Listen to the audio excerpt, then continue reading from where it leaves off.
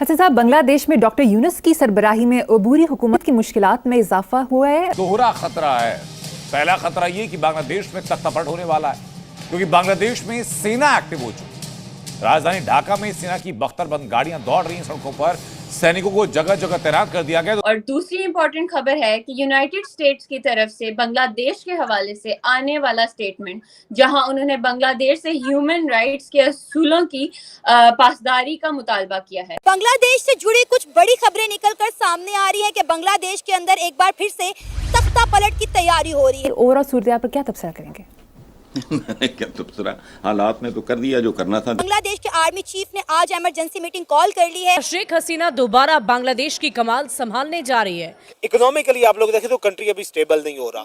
उसकी रीजन ये है कि ये इनके पास कोई एडमिनिस्ट्रेशन भी नहीं है, ये कोई अच्छे एडमिनिस्ट्रेटर भी नहीं है। जब तक इंडिया से दोस्ती थी तो आपके एक्सपोर्ट्स अच्छे थे, आपकी जीडीपी बढ़ रही थी। पाकिस्तान से दोस्ती कर ली तो अब कू का खतरा, आर्मी टेक ओवर का खतरा मंडरा रहा है। मसला यह है कि जो आर्मी चीफ है ना, आर्मी चीफ को आपने खबरों में भी सुना होगा कि आर्मी चीफ क्लोज रिलेशन में है शेख हसीना वाजिद के। बैक्सिमको की 170 कंपनीज बंद हो चुकी है, 32 को हुकूमत ने नीलाम कर दिया और बाकियों को ताला लगा दिया। ये मैंने आपके साथ अक्सर बात करते हुए मैंने कहा था कि ये जो इनकलाब, ये जो खूनी इनकलाब बांग्लादेश में है, ये कामयाब नहीं होगा, क्योंकि ये दावा बांग्लादेशी छात्रों की नवगठित एनसीपी कर रही है और एनसीपी का ये आरोप है कि देश की सेना हसीना को फिर पीएम बनाने की फिराक में लगी हुई है। तो वो बस उनका फाइनेंशियल क्रंच चल रहा है, वो अपने वर्कर्स को सैलरीज नहीं पे कर पा रहे और पर्टिकुलरली जो उन्होंने लोन लिया था स्टेट से वो उनको रीपे नहीं ना करने की वजह से सारे मसले मसाइल बने हैं।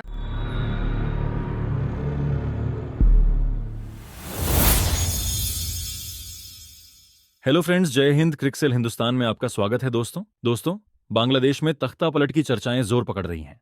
दावा किया जा रहा है कि बांग्लादेश की सेना तख्ता पलट की तैयारी कर रही है। सबूत के तौर पर ढाका समेत कई शहरों के वीडियो वायरल हो रहे हैं, जिनमें बांग्लादेश की सेना को सड़कों पर फ्लैग मार्च करते हुए देखा जा सकता है। इसके अलावा सेना की आपातकालीन मीटिंग को लेकर भी अटकलें तेज हो गई हैं। रिपोर्ट्स के मुताबिक बांग्लादेश की सेना के प्रमुख वकार उज जमा ने सोमवार को एक हाई लेवल बैठक बुलाई। इस बैठक में लेफ्टिनेंट जनरल, मेजर जनरल, स्वतंत्र ब्रिगेड के कमांडिंग ऑफिसर और सेना मुख्यालय के शीर्ष अधिकारी शामिल हुए थे। रिपोर्ट्स का कहना है कि सेना राष्ट्रपति पर आपातकाल घोषित करने या यूनुस सरकार के खिलाफ तख्ता पलट करने का दबाव बना सकती है। बांग्लादेश से जुड़ी कुछ बड़ी खबरें निकलकर सामने आ रही है कि बांग्लादेश के अंदर एक बार फिर से तख्ता पलट की तैयारी हो रही है। बांग्लादेश के आर्मी चीफ ने आज इमरजेंसी मीटिंग कॉल कर ली है और मोहम्मद यूनुस बांग्लादेश में चल रही टेंशन पर आज कौम से खिताब करेंगे।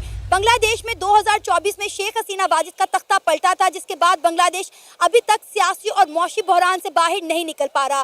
तो यहाँ सवाल ये खड़ा होता है कि अब बांग्लादेश में किसका तख्ता पलटने वाला है, क्योंकि फिलहाल बांग्लादेश के अंदर मोहम्मद यूनुस की सरकार काम कर रही है। इसी मुद्दे पर बात करेंगे आज की इस वीडियो में, तो आइए चलिए हमारे साथ। देखें, जो पहला तख्ता पलट हुआ था ना, वो तख्ता पलट इनके गले पड़ गया है। अब दूसरी बात यह है कि वकारुज़्ज़मान साहब जो उनके आर्मी चीफ है ना, ये जून में आए थे। आई थिंक 23 जून 2024 को उन्होंने ऑफिस जो है वो होल्ड किया था। अब ये देखें कि उस वक्त से इन्होंने एक इनकलाब उसको कामयाब बनाया। अब मसला यह है कि जो आर्मी चीफ है ना, आर्मी चीफ को आपने खबरों में भी सुना होगा कि आर्मी चीफ क्लोज रिलेशन में है शेख हसीना वाजिद के। अब इन्होंने जो पहला तख्ता पलट किया था, इन्होंने शेख हसीना वाजिद को दौड़ाने में, क्योंकि वो जो आप ये कह लें इनकलाबी लोग थे, वो तो शेख हसीना वाजिद को डिटेन करना चाहते थे बांग्लादेश में, लेकिन उन्होंने उसको हेल्प की, उनको वहां से निकलवा के इंडिया में भेजा। अब दूसरी बात, उस वक्त से लेके अब अगस्त में, ये मैंने आपके साथ अक्सर बात करते हुए मैंने कहा था कि ये जो इनकलाब, ये जो खूनी इनकलाब बांग्लादेश में है ना, ये कामयाब नहीं होगा। उसकी रीज़न ये है कि इसमें कोई पॉलिटिकल थॉट्स नहीं है, सियासी दिमाग इसमें है ही नहीं, कोई सियासी रहनुमा इसको लीड ही नहीं कर रहा था।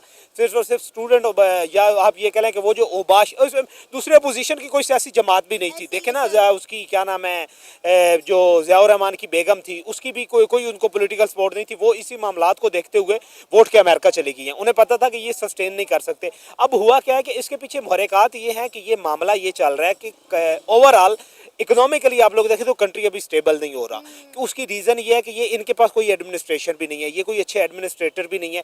जो इन्होंने, आप ये कह लें कि वो नहीद सलीम जो हैं, जो इनके आप ये कह लें, जिन्होंने अभी बांग्लादेश सिटीज़न पार्टी बनाई थी, नई पॉलिटिकल पार्टी भी बनाई, उस नई पॉलिटिकल पार्टी दोबारा बात वहाँ पर चली गई। जब वो पार्टी बनी तो मेरे जहन में एक आइडिया आया कि हो सकता है कि बांग्लादेश दोबारा इलेक्शन की तरफ चला जाए।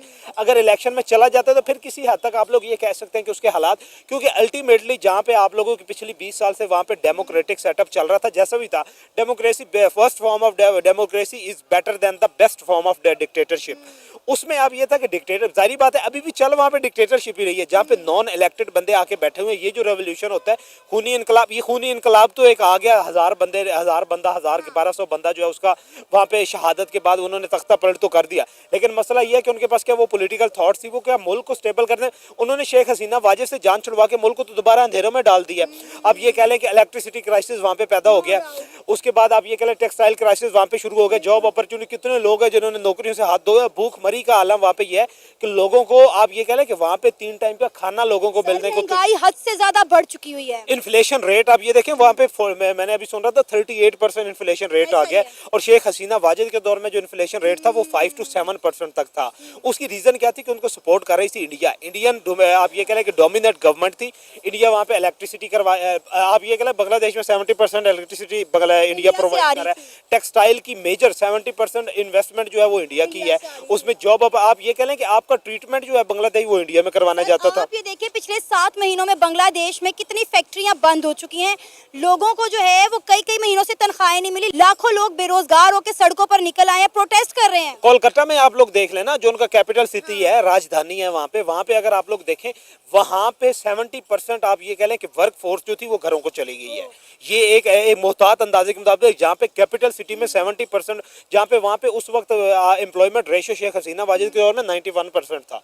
91% आप ये कह लें कि मोर देन 70% लोग घरों को चले गए जिनके पास रोजगार हो। ये दंगे फसाद देखें, ये जो इंस्टेबिलिटी होती है, ये जो दंगे फसाद होते हैं, जो कयास होता है ना, ये पैदा ही सिर्फ इसलिए होता है जहाँ पे आप लोगों को हकूक नहीं मिल रहा। लोगों के पास जब जिस कंट्री में रोजगार नहीं ना होगा, लोगों के पास करने को कुछ नहीं होगा, वो फिर इन पॉलिटिकल एक्टिविटीज में, इस आप ये कह लें कि एक्सट्रीमिज्म में, इसमें वो इन्वॉल्व हो जाए। और यही मामला जो कहा था कि शेख हसीना वाजिद के जाने के बाद बांग्लादेश के हालात संभल जाएंगे, संवर जाएंगे। इतने महीने होने के बावजूद भी ना तो ये बांग्लादेश के अंदर इलेक्शन करवा सके हैं और ना ही बांग्लादेश के हालात पर कंट्रोल पा सके हैं। आप देखिए कि बांग्लादेश के अंदर ह्यूमन राइट्स की कितनी वायलेशन हो रही है। देखिए वो आप ये देखें ना, हम पाकिस्तान में है ना, पाकिस्तान में हम यहाँ पे बड़े धड़ल्ले से कहते हैं और हम लोग ऑन करते हैं कि हम यहाँ पे रिस्पॉन्सिबल है माइनॉरिटीज के, बीइंग अ मुस्लिम।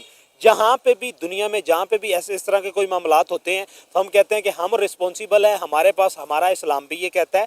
मुल्क पाकिस्तान जब बना था तो कायद आज़म ने कहा था कि आप सब लोग आज़ाद हैं, कोई मंदिर में जाना चाहता है, कोई मस्जिद में जाना चाहता है, कोई चर्च जाना चाहता है, कोई गुरुद्वारे में जाना चाहता है, वो सारे आज़ाद हैं, वो जाएँ। ये रियासत पाकिस्तान जो है, ये पाकिस्तान की सरजमीन, ये सब के लिए इक्वल राइट्स होंगे।